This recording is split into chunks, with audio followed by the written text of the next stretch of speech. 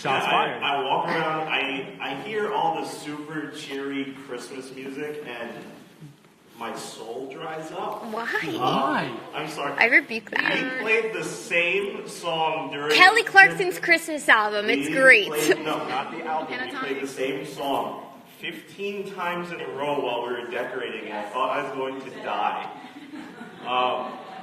And there's just very saturated greens and reds everywhere, and I feel like my eyes start fizzing like Alka-Seltzers when I just see all that. It's blue now. What? It's blue now. Yeah, thank you. But then what I do enjoy the church Christmas culture. It's not that I don't want to engage in all the rest of the cultures. The pop culture is just a little harsh on me. But we have the church Christmas culture, and we have our Christmas songs, and we sing about baby Jesus, and we have our little nativity scenes, and we have baby Jesus on our front lawn freezing. But sometimes I'm afraid that we treat Jesus at Christmas time as more of a sentiment than who he really is. We sing the songs and we sing that he's our king, but we treat Jesus like he's this warm and fuzzy feeling, this nice little baby, like he's any other kid at the children's church downstairs on a Sunday morning. You know, all the little kids that we shuffle out of the church service because they cry too much. But I want to read Isaiah 9, 6 through 7, if you can bring that up. For to us a child is born, to us a son is given, and the government shall be upon his shoulder. And his name shall be called Wonderful Counselor, Mighty God, Everlasting Father, and Prince of Peace. Of the increase of his government and of peace there will be no end.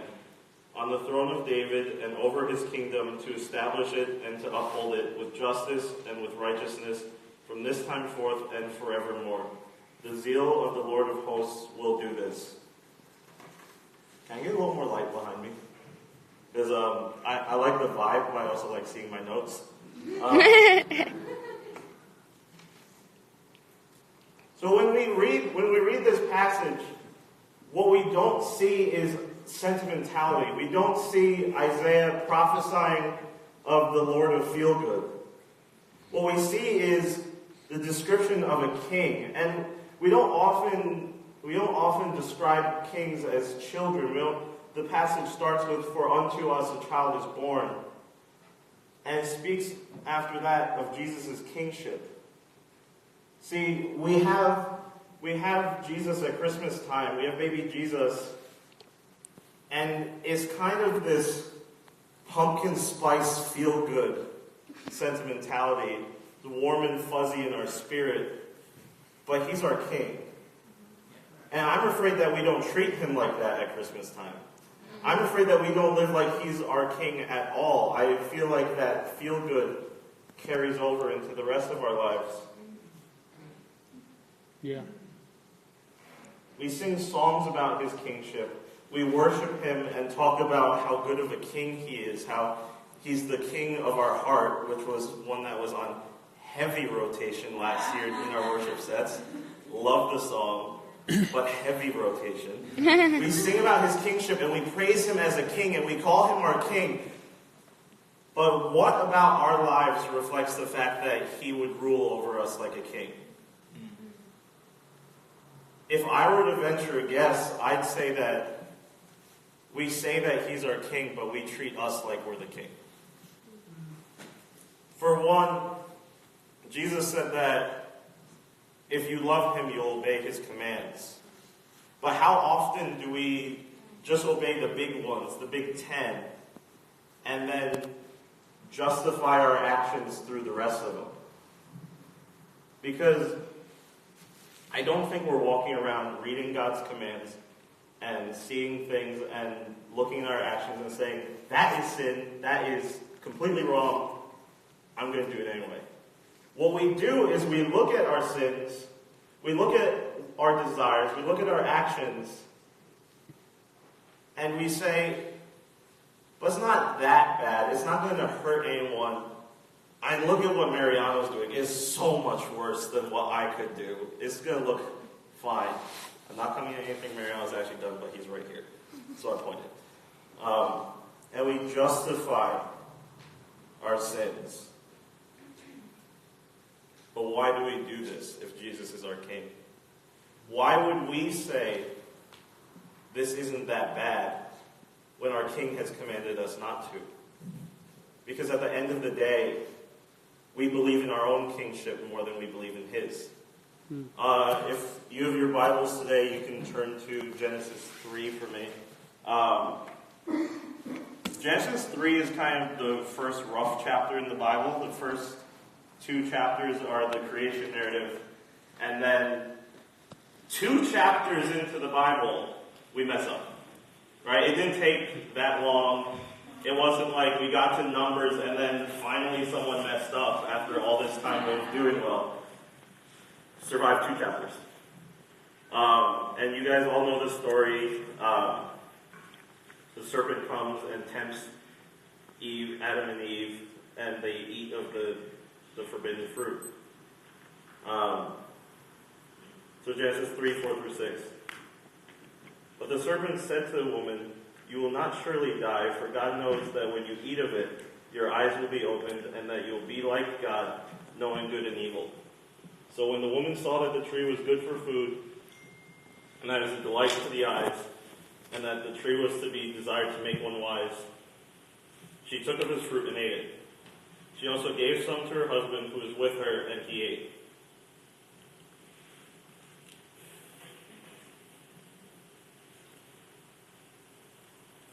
We often look at this chapter, and I know I've done it too, that why would eating the fruit be such a big deal? I mean, it's a fruit. They were eating all the other fruits and there was no problem. I don't remember all hell breaking loose last time I went to ShopRite and got an apple and brought it home. Probably wasn't an apple. Apple's just our default fruit. But I have struggled with this for a long time. I've grown up in the church. I've looked at this as a kid and thought, it's just a fruit. Like, I know God told them not to do it, but it was just a fruit. But the thing is, they weren't eating the fruit because they wanted to try this fancy fruit that they weren't allowed to have. When we read the scriptures, it shows the serpent tempting Adam and Eve and saying what the fruit is going to do for them. It's going to make them like God. God is afraid of what it could turn them into. God is afraid that they will be like him and be like him in power and knowledge. And that's why God doesn't want them to have it. You see, Adam and Eve aren't eating the fruit because the fruit is just good to eat. They're not that hungry. The point is that they saw that we could be like God. They were tempted that they could be like God in knowledge and power. And that's what they wanted. See, the reason God reacts the way he does, and the reason that he sends them out of the garden after disobeying him and eating the fruit, isn't because they ate the fruit. It's because they rebelled against his rule and reign and wanted to overpower him. They saw God on his throne, and they saw a way that they could, in their heads, a way they could usurp his throne. And they wanted to take it. And see, that's the problem with sin, is that we're not offending God's taste. It's that we look at what he has told us to do, and we say, we would rather do it our way. We would rather rule over us rather than you rule over us, God. The problem with sin isn't that you're doing something bad or distasteful. The problem with sin is that you are in outright rebellion against God. It's not just the big ones. It's not just murder. It's not just any of the 10 Commandments. If we look at God's commands, know what's right and wrong, and choose to do it our way, no matter how we might justify it, it's because we want to rebel against God's rule, and we want to overpower him, and we want to do it our way because we believe that we're better. Now, I don't think I could sit down with any of you and you would say that you make a better God than God. I don't think any of you are going to say that outright to me, because you would sound crazy. If you're walking around saying that I am God, I am going to say that you need help. But every one of our actions says that we want His power and we want His authority over our lives. See, the problem is that God defined good for Adam and Eve. The whole point of the garden wasn't just that there's this one thing that you're not supposed to do, and that's all He told them. He gave them the garden. He said, take the earth and subdue it. He gave them authority to rule with Him over the earth. But they wanted more than that. They wanted to rule over God. And whenever we sin, whenever we think that our way is higher than God's, we are redefining what He says is good. We take what He says is evil and twist it and say that it's good. When we justify our actions, that's what we're doing. We say, oh, it's not that bad that I fool around with my girlfriend or boyfriend. We love each other. We say it's good because we love each other. But we don't take into account why God would tell us not to. Let's take an easy one that I think a lot of people do, if we're completely honest. Pornography, right? You're not hurting someone else's feelings the way you could be if you were sleeping around with them. You might not be intruding on someone's life like you would like that. It's just a habit that you're doing on your own. It's private. It feels good. It's for your own enjoyment. You're not bothering anyone else. What could go wrong? But the problem is that as we redefine good, we completely take into account why God calls things evil. We completely neglect to take into account why God says something is evil. There's tons of studies on the harm that porn does. And these are not religious studies. These have nothing to do with a religious agenda. This has nothing to do with the church. But there's plenty of studies that say psychologically the use of porn isolates you from other human beings. It rewires your brain in the exact same way that cocaine does, and it may be more addictive. It rewires your brain to find pleasure by yourself. It rewires your brain to seek pleasure by yourself. And then even when you do spend time with others, it actually changes the chemistry of your mind so that you would see someone as a commodity and not as a person. Even studies have shown that as someone gets deeper and deeper and deeper into that hole, they don't even want sex. Even outside of marriage, outside of anything, they don't want an intimate relationship with another person because it doesn't match up with their fantasies. And this tears people apart from the inside. We redefine good and we say, it's not that big of a deal. It's just something I do. It's not harming anyone. I'm not doing drugs. I'm not robbing anyone. I'm not lying to anyone. I'm not hurting anyone's feelings. It's just me alone. It's fine. But it changes who we were made to be. Yeah. Even beyond what it does to the user.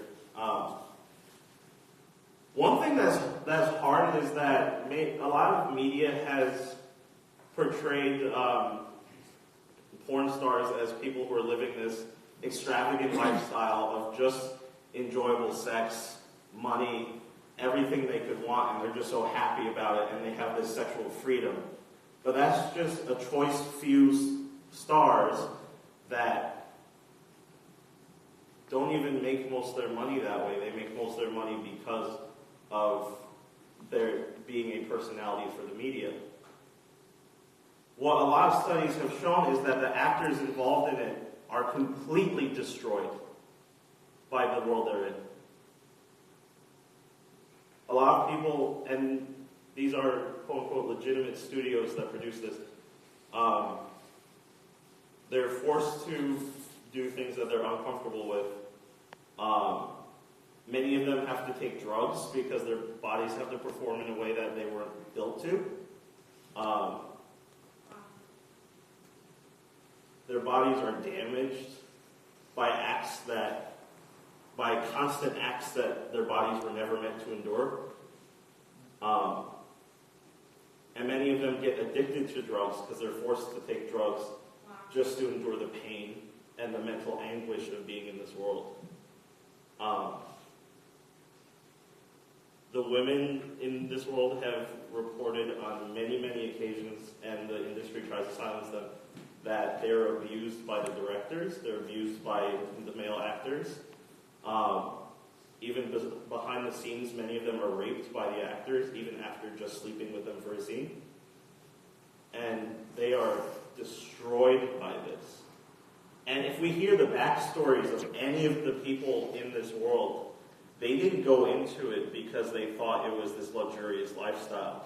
We hear the stories of these people, and we hear the stories of broken lives where their fathers were either abusive or not around. They had men who abused them and used them and treated them like commodities for their pleasure and not like a person to be taken care of.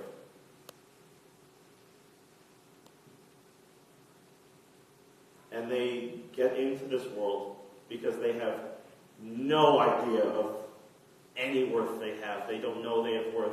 They think the only worth they have is to use their bodies to make money. They are told over and over and over again that this is where your value lies, in your beauty and your sexuality. And it destroys them. And that's the legitimate studios. More often than not, a lot of the content that's available online are women who've been kidnapped, young girls who've been kidnapped, young boys who've been kidnapped. We don't live in a third world country, but the sex trade and the human trafficking trade in the United States is brutal. Studies show that thousands of people are sold during the Super Bowl at the stadium. They are sold to other people for sex, and they want no part of this. And they were kidnapped and brought into this world. They've been shipped from other countries. These are young girls who have been kidnapped out of poor communities where the police force is not well equipped to find them. And you never hear about these girls again until you find them on the internet. And all of this, all the demand for this world to exist, comes from porn use. It comes from this kind of content being consumed. And it's the law of supply and demand. There's a demand for porn, so there's a supply of people to be used, abused, and thrown out. And many of them, even in the industry where there's supposed to be regulations and supposed to be safeguards, many of them live with diseases that ravage their bodies for the rest of their lives. And all this because someone said, this is a personal habit. This is something that doesn't hurt anyone. And this is just something I am dealing with. And just a side note, I'm not going to drive by shame anyone. We know that more often than not, there's many people who struggle with this. And we are here for you to walk with you in that. And we're here to love you as Christ would love you. And we will never shame you for the sin you have lived in. Back to my notes. We redefine good, and we don't think about the consequences.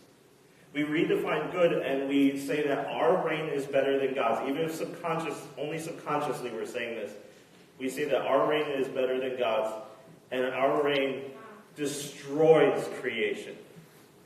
When we decide to try to reign over our lives and we try to define good for ourselves instead of trusting the King of the universe to define good for us, we leave behind a trail of broken relationships and broken lives. We use people as commodities and we wonder why people are shattered in our wake. We break ourselves in that because we use people, they don't trust us, and now we cannot trust others because all we see is what we also do, that people will use us and that no one can be trusted. And we isolate ourselves into this broken world that we've created, that we rule over. And if you've ever tried to break out of sin on your own willpower, you realize you were never a king. You were never a king over this world. It was all a lie. You were a slave the whole time. If you've ever tried to break out of sin on your own willpower, you know it doesn't happen. If you really ruled over that part of your life, you'd be able to say no and walk away from it. But it pulls you back in because you gave yourself over to sin and you were a slave to it.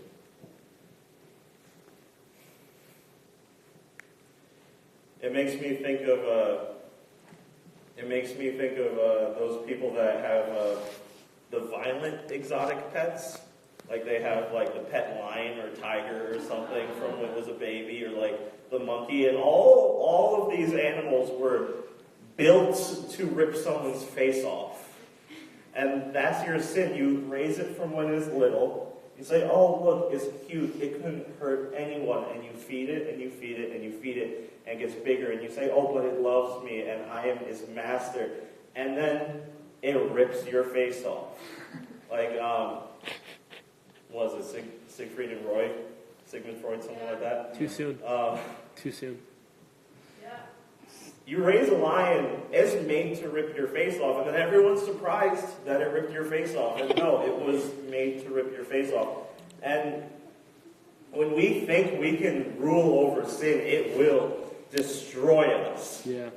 And if we think we can rule over our sin and walk through this life, it will destroy the people around us. It will destroy our relationships. It will destroy our mental states.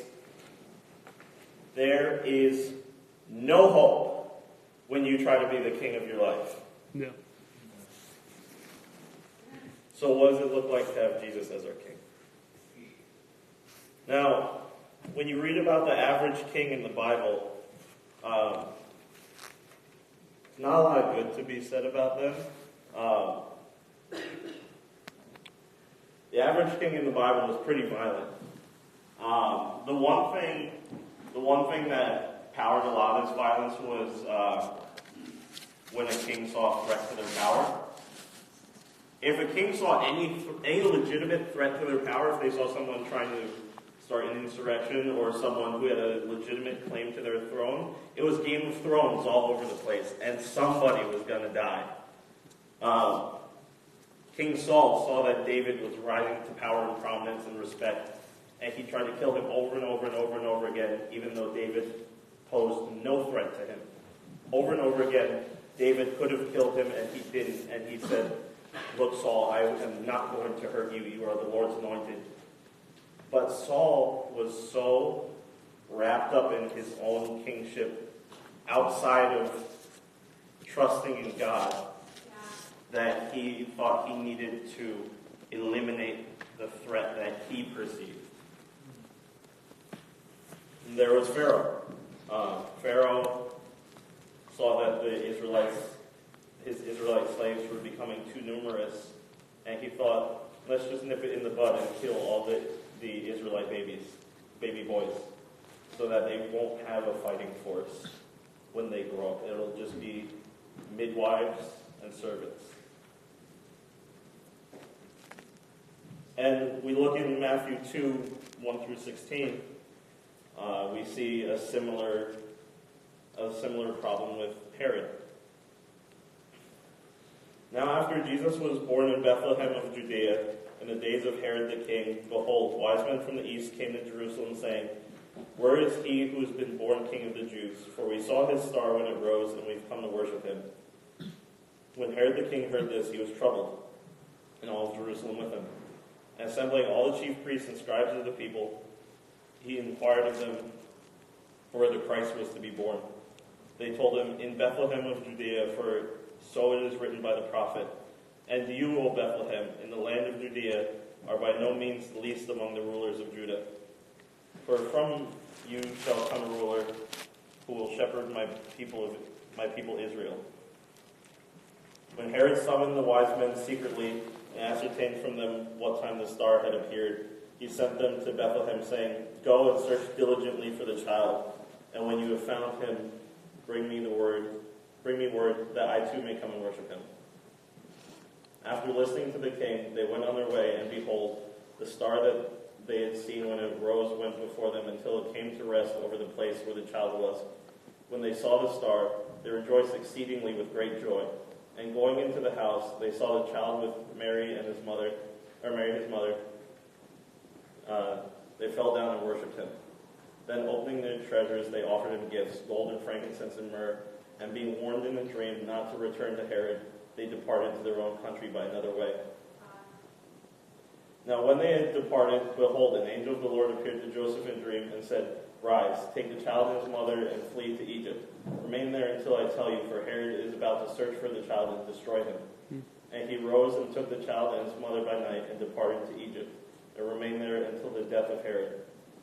This was to fulfill what the Lord had spoken to the prophet, Out of Egypt I called my son. Then Herod, when he saw that he had been tricked by the wise men, became furious and sent and killed all the male children in Bethlehem and in all that region who were 2 years old and under, according to the time that he had ascertained from the wise men. Now a little background on Herod. Herod was the king over the region, but we remember in the first century, Israel was under the rule of the Roman Empire, therefore under the rule of Caesar. Herod was not a legitimate king. He was not a legitimate royal. He was a puppet king set up over Israel to rule in place of Caesar because of how massive the empire was. He needed regional rulers to rule over them. But Herod didn't have legitimate authority. He only had a borrowed authority. He could only rule in the way that the Caesar would guide him. But he hung on to that power that he thought he had. Now when Herod heard about Jesus, he saw it as